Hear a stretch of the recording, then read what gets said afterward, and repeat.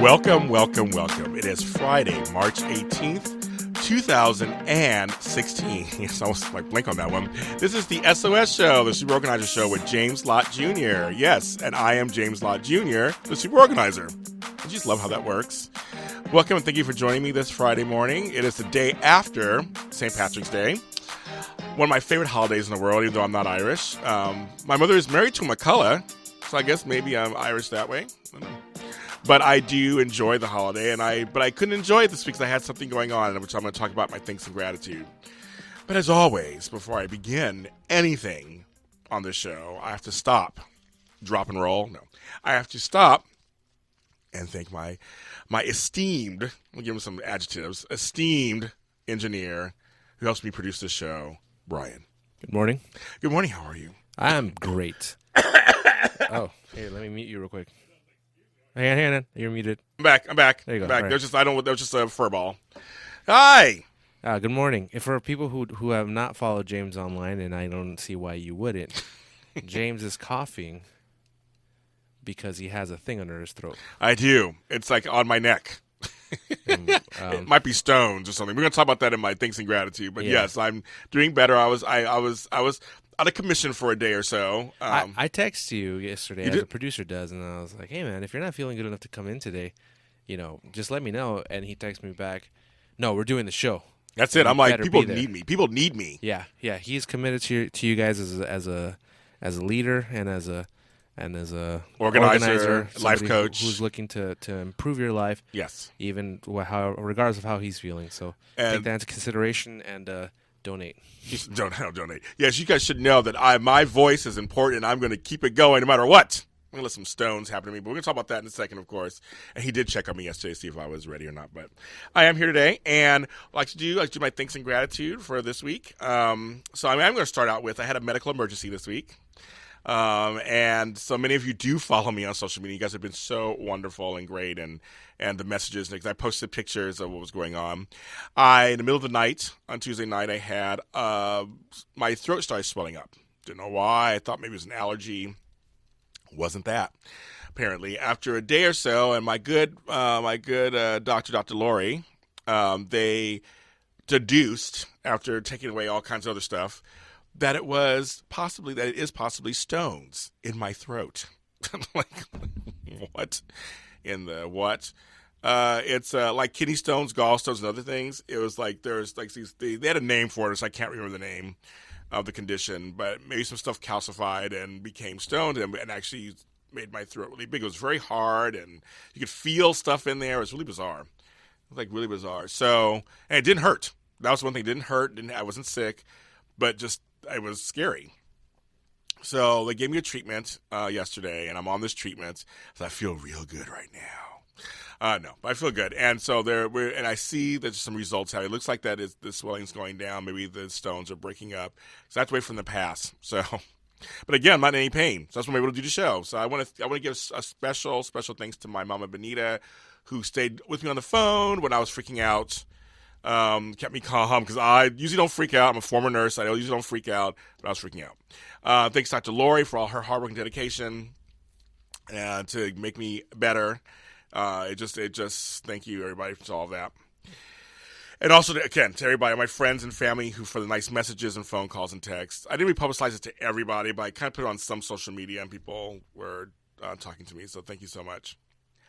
Also, I want to give a special thanks and gratitude this last week because last Sunday I interviewed Michelle Stafford, who was on General Hospital. Used to be on Young and the Restless, and she has her own Stafford project. She's a daytime soap royalty, and she could have not been the nicerest, I'll make some words up, nicerest person on earth. She was great, and she was real, and she was honest. We had a real conversation. You can watch that interview on my YouTube channel, the Super Organizer James Lott Jr. Go to because my stuff's all organized, my playlist for General Hospital, or I think it says GH Report, and it's Michelle Stafford is the last one on there, and she's really good. She likes soaps, It's a really great interview. She's very honest. And she also brought us some of her products. She has a company called Coco Lux Beauty, lots of organic skincare products, and she gave us some as a present. So it was really nice. And you can check that out at cocoluxbeauty.com. I also interviewed Allison Stoner yesterday, and she's a great young gal who came to prominence back in the 2000s when she was I always say the little white girl who danced Missy Elliott's video, because that's basically what she was. And she danced so good. She had little pigtails, and she claimed to fame with that. And then she went on to do, she's a working triple threat, a singer, actress, dancer. She's done Cheer by the Dozen. She's done Step Up movies. She's done House. So on my interview, we both have done the show House. So different times. So we talked about that, our experience with Hugh Laurie. We talked about Steve Martin. She tells a really good story about Steve Martin. You have to tune into it. It's so good. And we talk about Channing Tatum. We talk about Tom Welling, who played Superman, because she was with him in Cheer by a Dozen. So we talk about all kinds of fun stuff that she's done in her young career. She's 22 years old now. She has a new song out called Woman. So just something that's really nice. And she has a good head on her shoulders. She is wise beyond her years. You can find that interview, of course, on my channel again on YouTube, the Super Organizer James Lott Jr. And just look under the Concert Experience playlist, and you'll see Allison Stoner. And so I give special thanks to them. And they both have become kind of friends now. We've talked and have a good time. And they were great women. And earlier this week was International Women's Day, or I think it was on Monday. So it's just good to have some strong women of different ages doing great things. I'm all down for that, of course. And again, I want to thank all my clients, organizing clients who I had to cancel this week on some things, obviously, because I was dealing with this. And they were understanding and wonderful. And they're part of my village. I go back to my village always, and they're part of my village, and we work together. And I just have the best people. And any of my other organizers out there who have but have clients that are with them for a while, I hope you have the same experience with yours, because it's great. We're there to help them. And again, I learn from them, they learn from me, and it's a great experience for both of us. And so it's just wonderful. So I want to give them a special thanks and gratitude for just rolling with the punches with me and keeping it in. So it's been really great. So yeah, so that was kind of good today too. So that's my thanks and gratitude for March 18th, 2016. Spring is coming up. My blog, superorganizeruniverse.com. I've been giving some really great tips recently, like little tips here and there. But I'm leading up to, I'm going to do a big spring rollout. And I'm going to do a spring rollout. I'm going to start doing some more posts on spring cleaning and spring. I think spring is officially this Sunday, the 20th. I believe that's the official day of spring. If I am wrong, tell me. You can email me or tweet me or whatever at Black Hope LA or Super O. But it's coming up. So very excited. I feel like spring cleaning should be every day, of course. But, some people like to actually start because it feels better. The weather's better. Even though I heard the East Coast right now is about to get hit with some storms. What happened, Poxitani Phil, the little groundhog? I thought you saw a shadow. No, it was me. No winter. What's going on?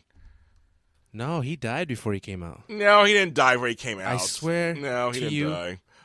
You got to show me on the internet. He did not die before he came out. I will show you during the break that before he popped out. This has been a weird year. You're going to have to show me, because I thought he saw it, and now and that's why it's so in California. It's great weather. I'll tell you what's there. So that's what's going on there. So, okay, I have a guest today, and my guest today had a 20-year career as a software designer. He's a public speaker. He has the head of his own company, ADZO Publishing, and he's the best-selling author of the steampunk series, The Yellow Hoods. Ladies and gentlemen, calling from Canada, Adam Dreece. Hi, Adam. Hi, how are you? Good. Did you hear all that? I gave you a great introduction. Yeah, I did. I also heard about the Stones and everything. Isn't that crazy? Yeah, maybe you need a new hobby than finding new and exciting things to do. Maybe I shouldn't use my voice anymore. Like, I shouldn't have a career in radio and TV. What's wrong with me? No, you've got a great voice, James. You got a great voice. Thank you. I know it's just so funny because I told this to my aunt. She's like, well, you are a communicator, and sometimes things happen in that region. I'm like, thanks, Auntie. Thank you very much. That's what I want to hear. Well, hi, Adam. This has been a long time coming to get to talk to you on some platform of mine. Me and your girl Angela. Shout out to Angela. We've been trying to work on this for a while. Yeah, she's awesome. And, it's nice that finally kind of all the stars align for that. Yes. And this is going to be just the first. I mean, I haven't, people know I have TV shows and stuff, so this is the first of our association, I hope. Yes. I'm going to do that. So Certain. now I'm going to start out with there's much to talk about. We're going to talk about in this next 40 minutes or so, 50 minutes or so. I do want to talk about your Yellow Hood series because I want to share a quick story with you. So when Angela first came to me and brought you to my attention, so I went and I read your first two books. Along Came a Wolf and, oh my God, I'm thinking of the other one. Red Fern Trail. Yeah, okay, so Along Came a Wolf. So when I read that one, I really enjoyed it myself as an adult. For those of you out there who don't know, it's what age group would you say it's kind of catered toward? Well, you know what? The entire series is really split for two ages. It's 9 to 15, and then the other half of my following is all about 28 years old and up. Wow. It's like that's like 95% of my audience right there between those two. With some people in the middle, but it's kind of funny. It's amazing to see how an audience kind of steps up and go, yeah, this is for us. But anyway, you were saying so like 9 to 15 and adult. Okay, I want to hear. I have a question. I already have a question. I'll get to my story in a second. Now I have a question for you. So, sure. What are the 28 and up people? Because I know nowadays with the advent of like Harry Potter series and the people are reading. Diary Wimpy Kid. I know adults like my daughter who's 28. They read because she's reading for her kids first to see if it's a book that they should read. So, what are the 28 and up people saying about this series? Well, it's a couple of things. I think, and the age, I use 28 roughly, usually for women it's a little bit younger, maybe like 25, 26 is where I start finding a lot of pickup. Okay. And what they find is that, at first, when you read the first couple of pages, they're like, okay, well, this is kind of a cute tale. It reminds me of what I might like to have seen when I was a little kid. And then it starts unfolding. You start getting into kind of the more layers. And then, by the end of the first book, they're here like, holy moly, I've got this feeling that this thing is going to get more intense as it's going. And they love kind of to play off of the humor against kind of the darker moments. And I'd say that probably the biggest thing is the fact that I really take apart a lot of the classic fairy tales, right? I mean, for the listeners, the Yellow Hoods is, in one sense, it's steampunk meets fairy tale. But I created my own world, set the equivalent of the 1800s, right around the time they're going to invent the steam engine. And the idea of bringing in the fairy tale was kind of inspired by Ring Around the Rosie and how that was about the Black Plague. And I thought, well, what if all the other rhymes and stories that we knew, what if these were about something that could have been real in this world? And so that's why I take things like Rub-a-Dub-Dub and I transform that into a secret society named the Tub. And when you read the first book, you kind of, from the title, people tend to think of Little Red Riding Hood. Yes. But, the girl on the cover has a yellow hood, so they figure, well, maybe that's it. Then as you get into it, there's also the nods to the Three Little Pigs and Santa Claus and all these other elements, without the story actually being a retelling of that tale. And the adult audience, maybe it's the fact that we enjoy fairy tale once again, but a lot of people kind of get into that. And then the further they go in the series, the more passionate they seem to get because they realize there's all these kind of deconstructed elements and hints of not just fairy tale, but other stories and sometimes pop culture things as well. Well, it's funny because, like Once Upon a Time, shows like that are popular right now that, I guess fairy tales never really go away. I mean, that's something that's just always, when I was a kid, I don't know how old you are, but I know how old I am. And when I was a kid, I remember watching Aesop's Fables, Saturday morning things, and it was like they were the cracked fairy tales. They were like, they would have different twists on them. That's what reminded me of your book, kind of. Not as, that was funny stuff they did back then, but that was the whole point. I was thinking, it's doing a different take on certain fairy tales and fairy tale characters, but it's not direct. That's exactly what I got from reading the first book. Yep. And so then back to my story, I passed it on to my granddaughter and passed it on to my niece, and they're both, she just turned 11, but about 10 years old, and they loved the first book. So, and one of the things that my granddaughter was really big on, because she's kind of a mini feminist, so to speak, she liked your female character. Yeah, I really, I'm a dad. I have 3 kids. The eldest is my daughter, and she's 11. Oh, okay. There you go. And she, I write strong female characters. I was at her school actually yesterday, one of the several schools I've spoken to in the past couple of months, where I've talked to classes from 8:30 in the morning till 3:30 in the afternoon. Yikes. And I talk about, like I do at the writers' conference, about writing strong women outside of your comfort zone, LGBTQ, all this kind of stuff. And I wanted to represent in my books the amazing women that I've had around me without making it some kind of like girl power book, right? It still appeals evenly to boys as it does girls. But it's awesome for me to get fan mail, particularly from young boys who are going like, "Oh my God, I loved T," or Ellie is just like my sister, and they associate with those characters because of their strength and their vitality. And it's not like so many of the books that I'd read with my daughter from as soon as she could sit up, where the female characters were basically like pretty pink princess kind of fragile, or really boy characters with long hair and a girl's name, right? All that dimensionality, all that different kind of strength that I've seen from people like my surrogate grandmother who, lived through World War II, to amazing people like my wife, to bosses that I've had, or, members of the development teams that I led. I wanted that whole element to be in there. I think I feel like the fairy tale, without making it front and center. Yeah, no, I think I feel it. I think it is in there, and it's funny because it's matter of fact. Yeah, that's the best way, right? I think people have different writing styles, but I kind of like the matter of factness. It's like just this character happens to be a girl, or this character happens to be black, or this character happens to be Asian. Like it's like just you still let them have their girlness or their Asianness, or you let them have that, but they're well-rounded. Well, it's a trait, right? It's just like you get the first sign that one of the three main characters is gay, but it's in there not to be subtle so as not to offend people. Right. It's in there because, like you just said, it's just a fact. The only thing that it affects is the banter between that character and one other character, and then it shows up, again throughout the other books. Right. But it doesn't affect their friendship because they don't think anything about it, and I'm not going to draw the attention of the whole book to go, oh my goodness, let's examine how this is just treated normally. No, because if it's normal, it's normal. It's normal. Right. I love that. And I think what's great about that is that I think this generation, and maybe the 28-year-old, I would say the millennials and then younger, I think they don't care so much as where my generation, it was a big deal. And I'm Generation X, so it was a big deal, kind of. And I think this generation, I'm seeing that, sexuality and gender is more fluid these days. We have strong women. It's okay to show strong. I mean, half our TV shows are strong women leading characters now. I mean, it's kind of like it seems like that you're writing to that style that's actually kind of reflecting what's going on out there. Well, it's kind of funny. I'm 43.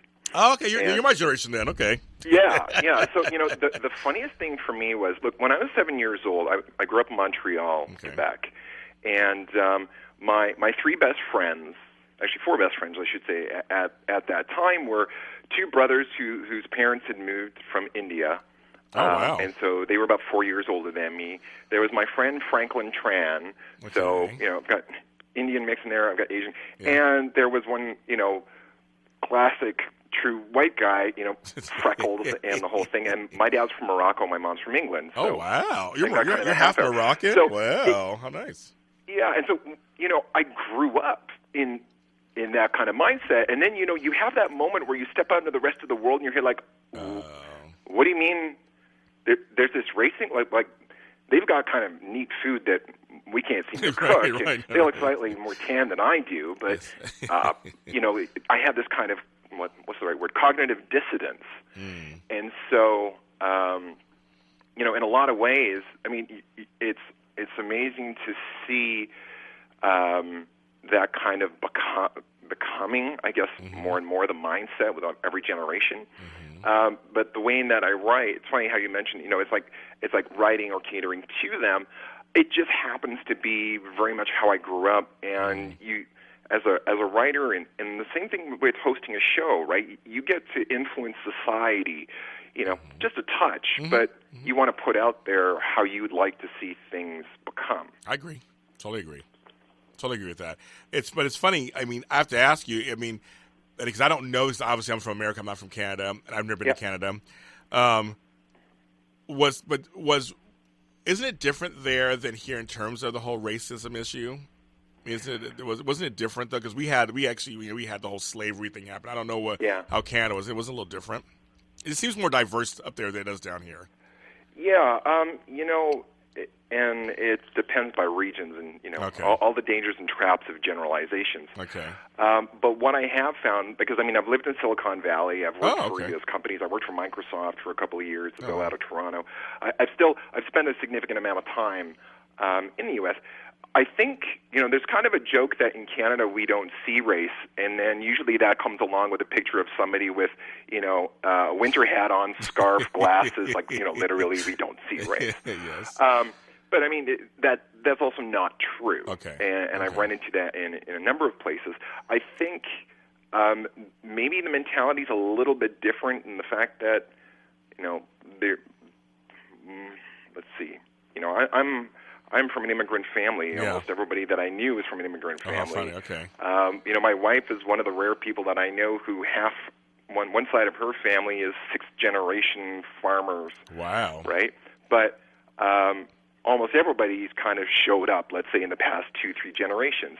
And I think that walks around with you, right? You know you're bringing some elements that are contributing to the social pot. Yeah. And so you expect that of others.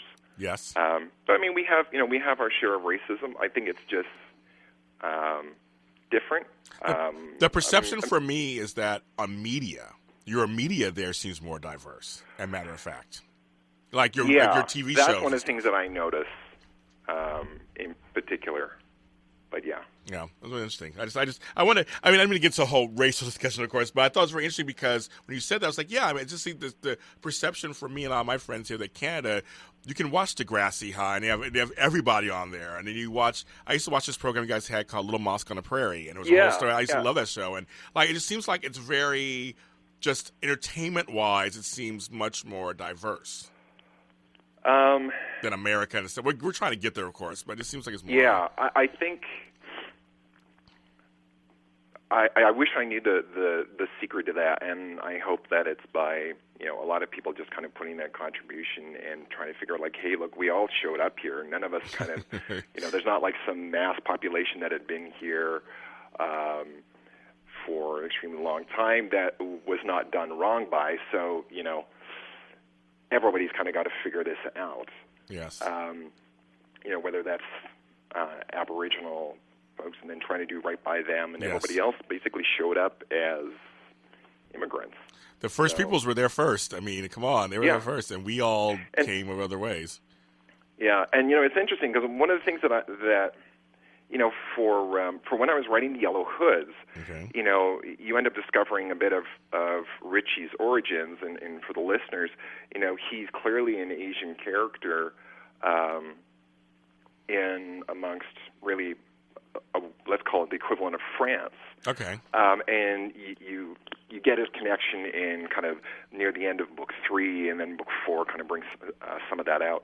And book 4 is also where I introduced my first black character. And it's funny. Initially, I had wanted Ellie to be black, but I couldn't get a real sense for what did it mean in that world. Where's that culture from? Oh, interesting. And what's the essence of it? And I didn't want to cheapen that appearance. And I was struggling with this, and book 3 comes along and comes out. And when I'm writing book 4, I've got this idea for this character, and he's related, at least conceptually, to kind of this alternate world's version of the Wright brothers and whatnot. And I played with different names, Orville and whatnot. And then one day at one of my book signings, because particularly in Calgary with the oil business, I've made a number of Nigerian friends. I've got to understand amazing parts about that culture, how names kind of tag to tribes and cities. And And in walks this boy with his younger brother and his mom. And they come, they talk to me, and it's like sometimes you kind of see something, buddy, and it's like, oh, okay, I've got now the mental image, the way that guy is walking, the way that he's talking, the way that I'm seeing, the books that he's got in his hands, that he's picking up. They come over, they chat, and it's like, boom, okay. That guy whose name's Lorenzo, who I hope one day to run into him again, crystallized for me. Wow. That character. I love that. And that's the character who was actually on the cover of book 4.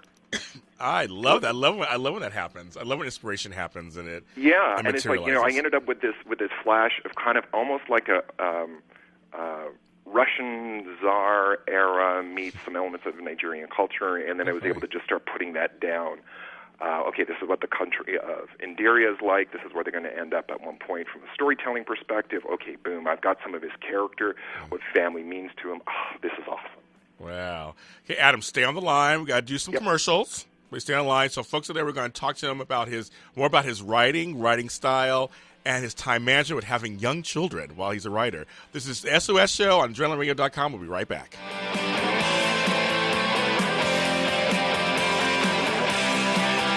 Get magical.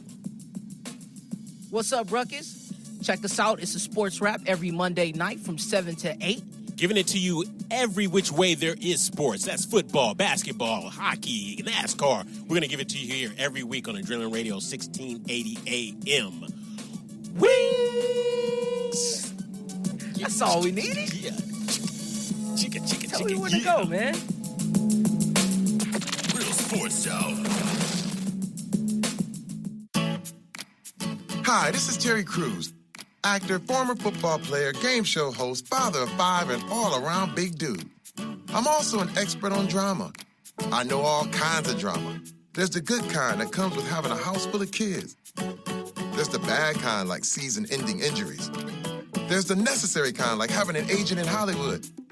And there's silly drama like the drama around my percolating pectorals. And then there's the drama you can skip. Skip the drama that comes with not having your high school diploma or equivalency. Find free adult education classes near you and finish your high school diploma. Visit finishyourdiploma.org. Or text diploma to 97779. Message and data rates may apply. Reply STOP to opt out. That's diploma to 97779. And leave the drama to actors like me. Brought to you by the Dollar General Literacy Foundation and the Ad Council. Hey, neighbor, get some sod put in? Yeah, it's Marathon. Yeah, that's what I got. But yours looks so much greener and thicker than mine. What's going on? I'm going to call the growers. Southland Sod Farms, may I help you? My Marathon sod doesn't look as good as my neighbor's. Are you sure yours is Marathon? That's what I asked for. Let me do a computer search. We don't have a record of your delivery. You didn't get genuine Marathon sod. What do you mean? Sometimes unscrupulous contractors, retailers, and other sod farms lead you to think they're selling Marathon, but then substitute a lesser brand. That really teased me off. How could I have known I got a cheap imitation?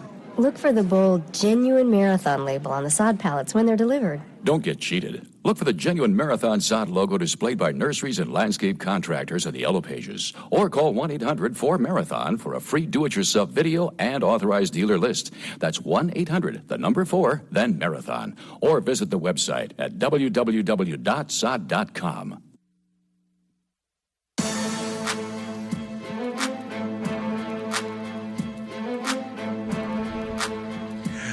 We are back. This is the Super Organizer Show here on AdrenalineRadio.com. I'm James Lott Jr., your host. I am the Super Organizer. You see how that works? And we're here today with best-selling author, calling in from Canada. I love me some Canada, Adam Dreece. Hey, Adam. Hey. All right. So, there are a couple things I want to talk about because I am an organizer, and I'm into time management and everything. And I'm really curious because I raised my kid. I have 2 daughters, and they're grown. I'm a grandfather, so I'm done. So I can't imagine some of the stuff that I have to do in this business I'm doing with having small children. So I am curious to in general, how do you find yourself making the time to write and do that stuff? Meanwhile, be a successful dad to your 3 kids. You know what? It's about being ruthless about your priorities. Ooh, I like that. Okay. And when I wrote my first 2 books, I was working full-time. So between leading a project that was about $7 million, that was just a harebrained project, plus the 3 kids and investing in my time with my wife, the TV was the massive casualty. That poor PVR just piled stuff up. It was drowning, right? Nobody loved it. And then after that, I did that for a year, and then I went full-time being an author a year this past January, so 2015. And that actually was a harder challenge because now I was around the house a lot more. Yes. Part of it is about really scheduling out my time. Not like fixed, like at 1 o'clock I'm going to be doing this, but it's like, you know what, I've got these couple of things that I know the kids can be occupied for half an hour. I know they could be occupied for 45 minutes, and that would allow me some writing time. So I might do that during the day. Also, when my youngest is in preschool, right, for about 2 hours, right, I make the absolute most that I can out of that. And it's amazing. It's that adage of if you want something done, give it to a busy person. That's right. The other thing is I also use a lot of my evenings. Like I would say, probably 6 out of 7, particularly during the busier parts of the writing process. But, it's so easy to get distracted with social media, with blogging, because, I don't just write my next book. I also write this weekly serial called The Wizard Killer. I was going to mention that. So you mentioned, The Wizard Killer, yes. Yeah, so that bringing in the post-apocalyptic kind of fantasy failing, but magic is technology piece, writing the blogs, writing a newsletter every other week for those who subscribe to know what's going on, plus the book. And then there's also the business elements of it. I've really got to figure out when am I going to be in the right mindset. I know that I write best either in the evening or in the morning. So interesting. My kids are taken care of because of preschool, and my son's in kindergarten, so it's a kindergarten day. Boom, I will try to get out as much creative writing as I can. The next thing is also managing getting, when you're redlining, right? Because it's easy for me for a couple of weeks to just be pounding something out. You've got the pedal to the metal, but you've also got to manage, redlining too much. You're going to burn yourself out, or you're just going to drain yourself. Then you're going to get demoralized, and everything's going to kind of crumble. So got to figure out how and when to kind of ease off. You get to a certain goal, you take a bit of a breather, but what that really means is you kind of shift what you're doing. So I keep track of a lot of my things with, I've got 2 sets of to-do lists. I've got Post-it notes in my office. It's not like I've got yellow, pink, and green. I mean, I've got 2 shades of yellow. I've got like 3 shades of pink to red. You are speaking my language. I love it. Right. So everything's kind of all really visual, and so like some of it's store related, and some of it are things that I need to do, and then I give myself that satisfaction of being able to pull an item off of there, crumple it up, and toss it out. That's right. So you get that little sense of victory. Okay, this one, boom, it's done. I got to get to this point. I got to write this chapter, or I got to get this concept out. Okay, boom, done. I've got the bigger Post-it notes that have places for the check marks of finish the draft, send it off to my beta readers, which provide me really early feedback, send it off to my editor. And I got to tell you, it was really satisfying for my science fiction book that's coming out end of September, The Man of Cloud 9, to be able to do that check mark finally of send to editor, right? Because I find the more that if I over-manage myself, I kind of stifle the creativity. Got it. But if I kind of identify these are the things that I want to get done, and I build a habit of whenever I'm not sure what to do, just to kind of review that list, because maybe there's something in there I can just pick up and take care of. It helps me move forward. And then I try to keep that writing time sacred. Because it's funny because we're similar now. As you know, I do 8,000 different things in this business. Yep. And so there is this part I'm always telling, I mentor people in the industry, younger people in the industry, and I always tell them, we're creative minds. And so, but we're also a business. Like, in a sense, you're both. I mean, and we're entrepreneurs in a sense. We're the brand. So I said, and you just said something that I try to impart in them, because you have to find a way to still protect the creativity part, because without that, then you just become stale and rote and just like, and nothing will come out, in some cases. And I think it's really interesting that you said that, because we get into the habit of over management. There has to be some kind of management, but over management for us creative types isn't good. Yeah, it's stifling. And actually, the funny thing is, before writing Along Came a Wolf, right? I wrote this memoir. It took me 3 years. Oh, wow. And it covered not just. I'm a dyslexic writer, and in school nobody kind of realized it because I was also, kind of gifted. So my marks made me constantly get the feedback of, you're just not trying. Clearly, you can excel in some areas. Yeah. So that builds fraud syndrome.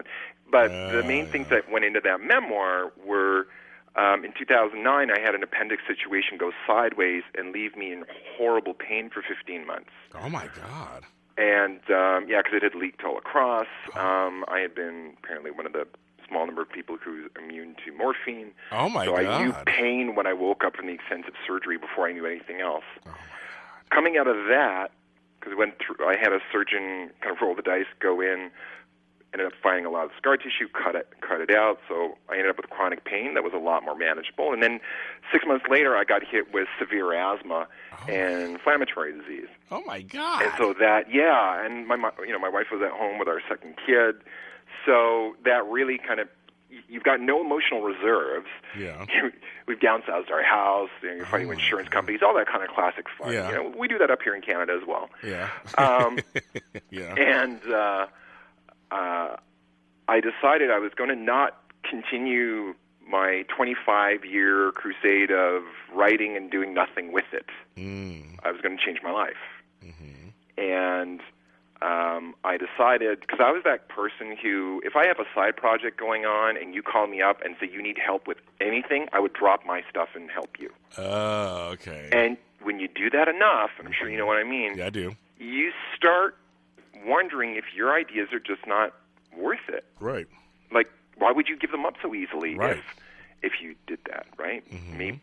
Maybe you're just, your role in life is just to help other people. But not from an exciting point of view, kind of like, you're not worth it. So I quietly started working on this story, but everything got corrupted with all the emotion and everything that I'd been through. Mm-hmm. And so part of my healing was writing this memoir, and one day I'll bring it out. I shelved it, and I'll get to why in a minute, but it was called Refusing to Stay Down. Ooh, good title. Like it. And that idea really at the root of it, that, we hear these stories about, I'm not like that person. They got back up, and there must be something different in them. Yeah, not so much. There's a point where you just kind of say, enough is enough. Mm-hmm. Mm-hmm. And you stand up, and it's like, you know what? Yeah, the heroes I read about would take, a huge step here. I'm just going to shuffle half an inch. Yeah, right. Shuffle half an inch. But then that starts to build up, and at one point you look over your shoulder and you say, man, I've come a couple of yards. And then your pace kind of picks up a little bit, and then you just start finding that sense of fire in your belly. Mm-hmm. And so I worked on that, and then at one point I sat down with my wife and I said, listen, you know what? I want to put being a writer front and center in my life. And I'm going to shelve this because this book is like, I'm just picking, it's like 400 pages, and it needs to be 300, and I'm not a good enough writer yet to be able to boil it down to that. Edit it, yeah. And so I said, but I've got a couple of ideas. And she said, great. And I got myself super organized. I got new apps, and I was writing mega lists, and I was breaking down, I plotted out, this fiction book and this nonfiction book, and I sat down there at the keyboard, and the screen mocked me every day. Right? Yes, exactly. And my daughter said on January 4th, 2014, she said, hey, Dad, look, I know you're not able, because now it's been like 2 months, you're not able to really write the thing you wanted to, but could you just jot down that story you told me the other night? Because she'd had trouble sleeping, and there was a bunch of stress. So I just, sat down in her bed, turned the lights out, and I made up this ridiculous story about this wolf who is being terrorized by these 3 pigs. He goes to a granny's house for help. There's a squirrel in the red, in the red hood. And actually, when you read Along Came a Wolf, you can actually see some elements of that when the Cauchon brothers, which of course is French for pigs, kind of show up in the story. How funny. Oh, I like that. Thanks, daughter. I like that. Yeah, so, I started to write that out, but it quickly transformed. And then I kept coming back to it every couple of days, going, you know what, actually, I'm going to add this element, or I want to explore this element, and that's how Along Came a Wolf came to be. And I realized that the series that the Yellow Hoods could become would actually be the prequel to that book I had in mind that I just couldn't write. Wow. So, it's kind of funny. I had to learn that process. And it like at the school I was at yesterday, and I've mentioned this as I've done talks at various, Comic-Cons and whatnot, I've got a non-linear process. Okay. And what I had done, I need a certain amount of chaos because I guess it's inside, I need to feel that I'm organizing that chaos. Interesting. That I'm honing it. And when I applied too much of it to myself, it's like I left myself nothing to do. Okay. Right? And so it almost I almost wonder if that kind of stifles the creativity, right? Like we need almost that threat that everything can fall apart. Interesting. If we don't focus, as opposed to get everything overly managed. There's something about that. There's people who they feel their best under pressure. They feel like their best. They get stuff done the night before. They're like, I'm much better when I know that it's due by 8:00 a.m. So they just like all night long they get it out. Whatever. Where I'm a person who's like, I know 4 weeks in advance what's coming up, so I'll start little bits then because I don't want to end up doing it the night before. But but everybody has a different process. But it's funny you say that. That's a common thing. It's common that there are people who are just like, I need like I said, kind of chaos in my life for me to focus, to finally singularly focus, because I know there's a goal I need to get to, so I can caretake and put it all together, and then it'll work, supposedly. Interesting. I like some person. I like something you said a minute ago. Excuse me. I like also is I'm a person of little bits, starting little steps. I'm all about little steps, and then turning around and going, wow, I actually organized that whole bedroom. Like I like kind of the feeling of I'm doing little bits of things here and there. It may not seem like a lot when I'm doing them, but then to look back and go, oh yeah, I just did that. Okay, that's great.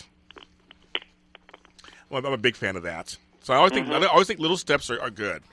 And it doesn't matter how many steps you take. Just kind of work towards something. But we're gonna go to commercial break. But I want to talk about kind of how you organized yourself, so to speak. I mean, because you were mentioning all the different things you do. I'm really curious about how you actually pulled that together, because I think there is something there. And so we're going to come back. So stay on the line. This is the SOS Show with James Lott Jr. and Adam Dreece. We'll be right back. Like that.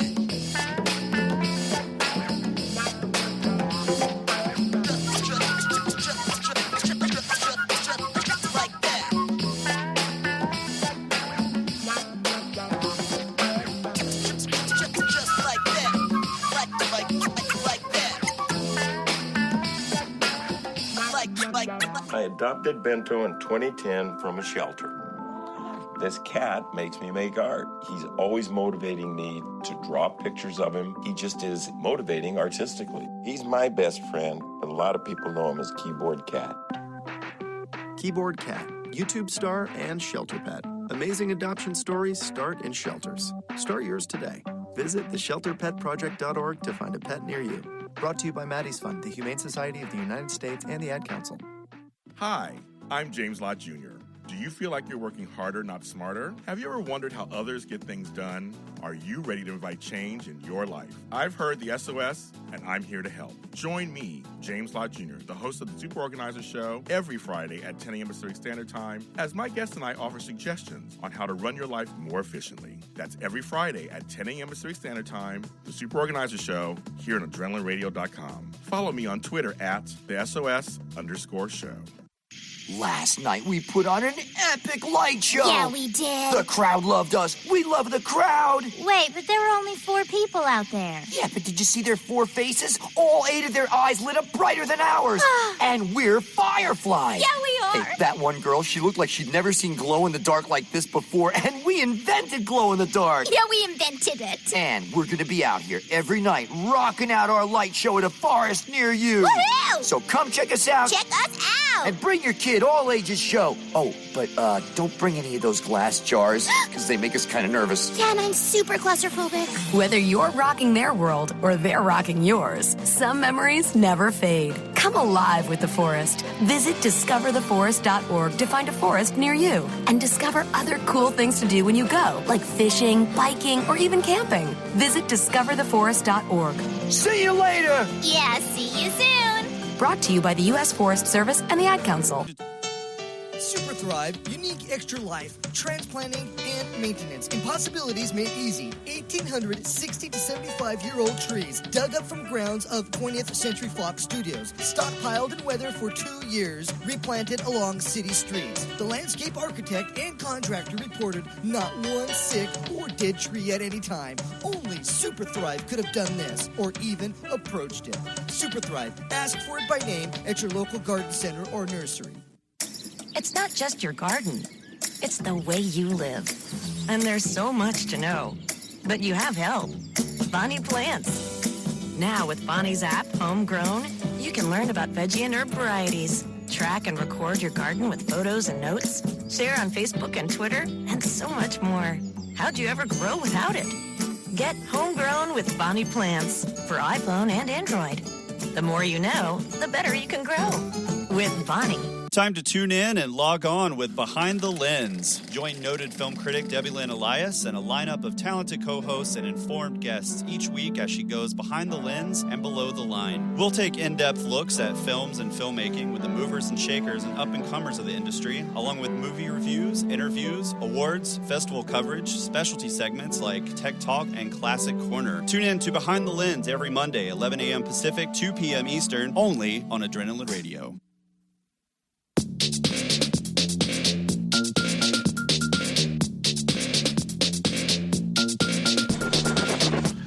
Well, we are back. This is the SOS Show with James Lott Jr., the super organizer. I'm here with Adam Dreece. Hi, Adam. Hello. Okay.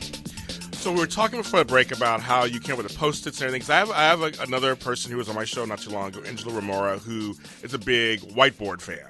I love hearing about people's processes and what they do, and like erasing something off the whiteboard makes him feel good. How did you come up with the Post-it notes, and kind of how did you get yourself organized? I mean, you didn't call super organizer like myself, so how did you do that? Well, actually, I'm a huge whiteboard fan.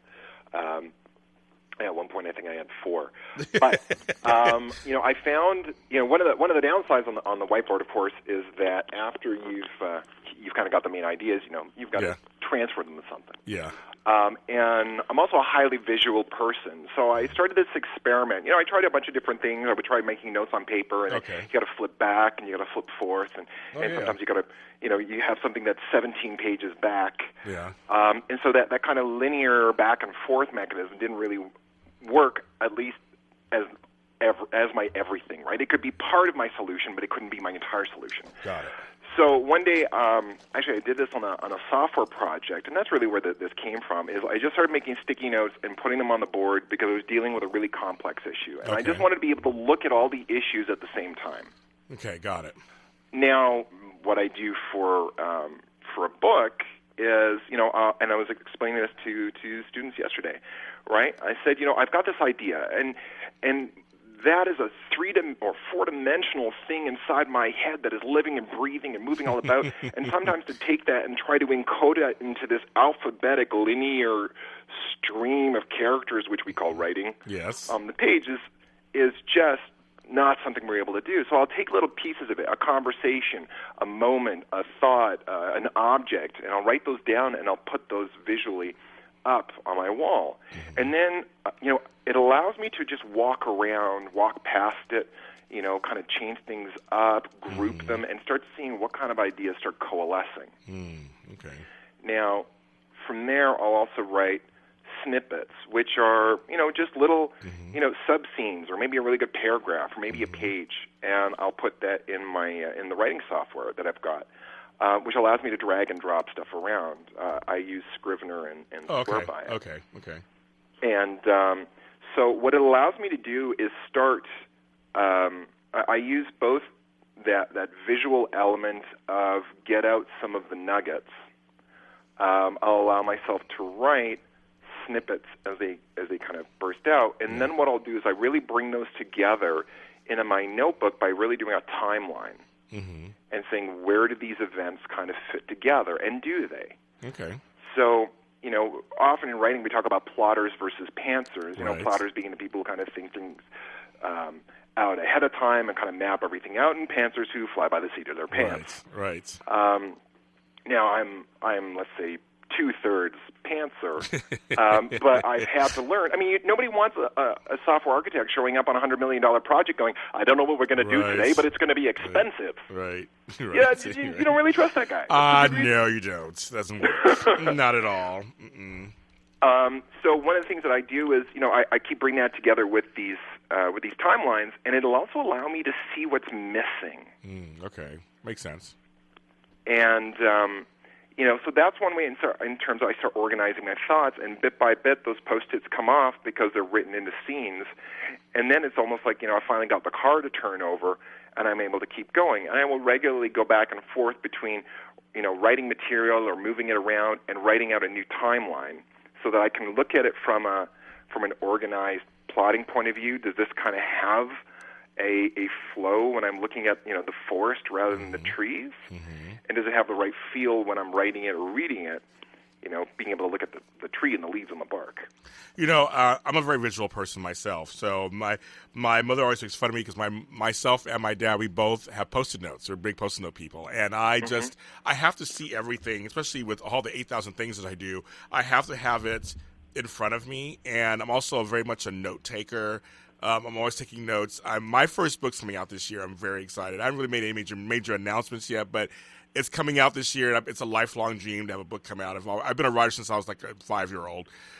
So I'm very excited. But I was like you. I had Post-it notes. I had different things. And I just think some of us are really visual. And I love that. I love those of us who are visual because it's so it does help to stay organized when you put it in front of you or when you look at it or when you see it. It can really, really help. So my encouragement to anybody out there, if you're having problems, maybe you're a visual person. Maybe you need to see it or see something close to it.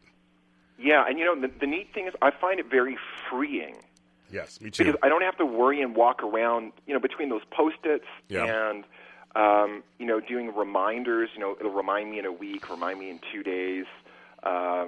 If I thought of something, or I'm trying to keep myself on a deadline, because especially when you're an indie author, the deadlines are yours, just like everything else. You're the everything department. You got to hold yourself to account. And so it's freeing to be able to have these kind of reminders, because then I don't have to stress and carry that baggage of, okay, I got to remember that on Tuesday I got to do this, on Thursday I got to do this. What am I missing? I can kind of look at the wall going, right, that's what I need to take as my priority, right? Now, do you have an actual office? Do you write in your office? Do you write? I mean, what do you do with that? How do you write at home? I do have a home office. I actually don't do the majority of my writing there, at least yet. We moved into a new place at the end of October. Okay. A lot of my writing I tend to do at coffee shops, okay. But that's more, in dealing with the kids. If I'm taking somebody to, taking my son to preschool, my 5-year-old will be with me. He has his iPad, and I'm doing writing. Okay. We're at a coffee shop. Okay. And I've probably got 3 spots in the house. I've got like the kitchen counter, the kitchen table, and my desk that I might write at. Okay. Now, I ask my guests 2 questions, the same 2 questions that I don't prep them. These are people that I ask you these you're kind of on the spot. So now it's your turn. One day I'm going to do a compilation of like everybody's answers. They're always very interesting. And you're a writer, so my next statement, I'm sure you believe that language is something that's very important in our lives, obviously, and can also affect us mentally. Certain language can stop us, certain language can make us grow, certain language can propel us forward. certain language could keep us behind. So my first question to you is, Adam Dreece, what word do you think we should take out of our vocabulary in the English language? Take out of the vocabulary. What are we saying you think we should not be saying anymore? Entitlement. Ooh, I like that. Elaborate a little bit on that. Sure. Well, I follow politics like most people probably follow sports, right? When I don't have stuff happening locally here in Canada, it's the U.S. If it's not happening in the U.S., then it's the UK. I'm sorry. Oh, no, it's been very... The U.S. one, I'm so sorry. Particularly as somebody who enjoys writing some alternate history, it's really fascinating these days. Oh, this is the most craziest time in our history, isn't it? Our political history. Oh, my God. Oh, yeah. But, that idea of how the word entitlement has been thrown around like a weapon. It just starts short of starting to, have a politician bang on a table going, what are these people thinking they're entitled to an education? There's a difference between people trying to kind of, what's the right word, grift, almost like steal something. Yeah. And it's quite something else to say, when you've got a CEO of a major soda pop and water company saying that, people are not entitled to clean water, when you've got to feel like you're not entitled to anything, clean air, it boggles my mind. It's like the wrong use of that word, but it also is used to make the listener feel that they should be enraged because another group is stealing from them. And very often I find it used, it's almost like, hey, I'd like you to look over to the left because when you do that, I'm going to take your wallet out of your pocket. Right. That's good, man. That's good. Okay, so now on the other side of that, what word do you think we should either add back into our vocabularies or use more in our vocabularies?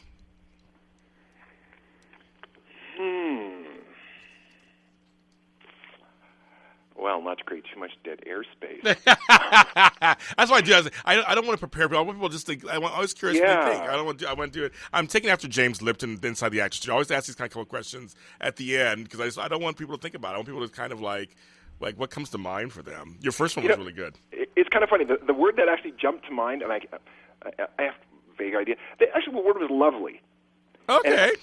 And, and I think it has to do with the fact of, we tend to we often use either hypergeneralities or super exaggerations or, excruciatingly precise terms. But, and this is part of the romance for me of writing, steampunk 1800s type era stuff, that the idea of the romance of simplicity. Yes. And the idea of being able to enjoy something without compartmentalizing it, without deconstructing it, without saying, I like it, but. Yeah.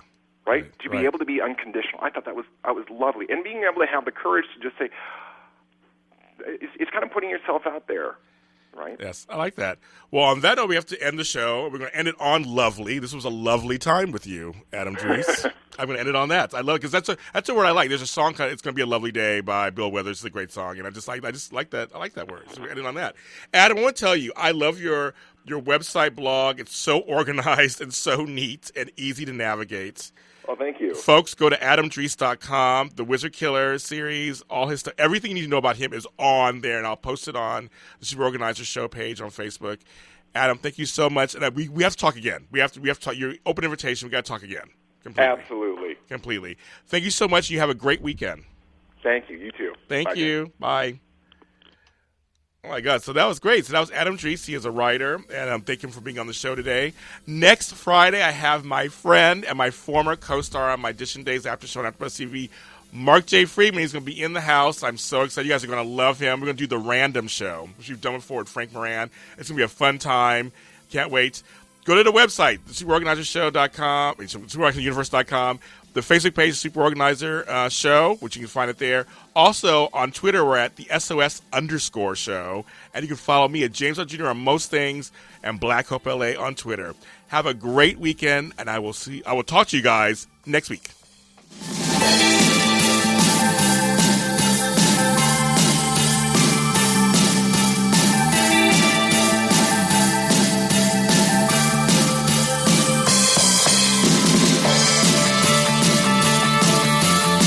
highway speeds, the average text takes your eyes off the road for about 5 seconds. That's enough time to travel the length of a football field. Stop texts, stopwrecks.org. Brought to you by the National Highway Traffic Safety Administration and the Ad Council.